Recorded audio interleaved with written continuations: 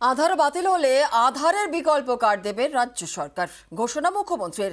তাঁর অভিযোগ, আধার বাতিল করে ঘুরপথে সিএ চালু করতে চাইছে মোদী সরকার, কিন্তু এ রাজ্যে সিএ এনআরসি চালু করতে দেওয়া হবে না। হুঙ্কার মমতা বন্দ্যোপাধ্যায়ের। আধার বাতিল নিয়ে প্রধানমন্ত্রীকে চিঠিও দিয়েছেন মুখ্যমন্ত্রী।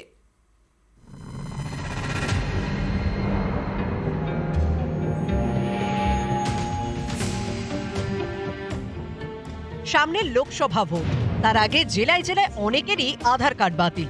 এটাকে ঘুরিয়ে সিএএ চালুর চেষ্টা, তেমনই গন্ধ পাচ্ছেন মুখ্যমন্ত্রী। এটা তো বিজেপির প্ল্যান নয় ইলেকশনের আগে এনআরসি করা, যে আগে মানুষের আধার কার্ড গুলো কেড়ে নিলাম, তারপর আমি বলবো আমি তোমায় কে দেবো।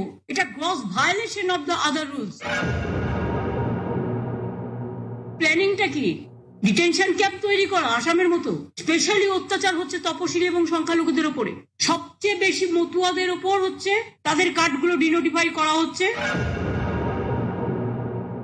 বেঙ্গলে এনআরসি আমরা করতে দেব না, আমরা জীবন দিয়ে লড়াই করবো, রুখবো।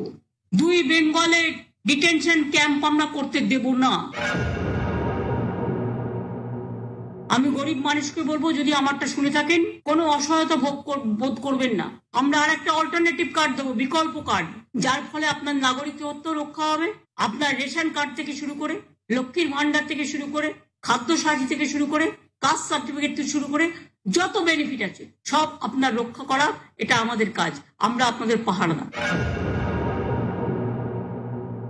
আধার গ্রিভ্যান্সেস পোর্টাল, আধার সমস্যার portal of Government of West Bengal will start from tomorrow. যাদের কার্ড ডিঅ্যাক্টিভেট করেছে ইমিডিয়েট তারা যেন আমাদের জানায়, কারণ তারা যাতে যে সুবিধাগুলো পাচ্ছিলেন কোনো সুবিধা থেকে তারা যাতে বঞ্চিত না হয়। আধার কার্ড বাতিল নিয়ে প্রধানমন্ত্রীকে চিঠি দিয়েছেন মুখ্যমন্ত্রী।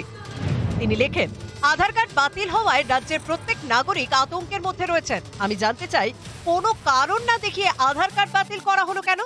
এটা কি শুধুমাত্র যোগ্যদের বঞ্চিত করার জন্য, নাকি লোকসভা ভোটের আগে মানুষের মনে আতঙ্ক তৈরি করতে? এভাবে আধার কার্ড বাতিলে তপশিলি জাতি, তপশিলি উপজাতি, অন্যান্য অনগ্রসর শ্রেণী এবং গরিবদের বিপাকে ফেলা হয়েছে। এতে আমি বিস্মিত। নিউজ 18 বাংলা।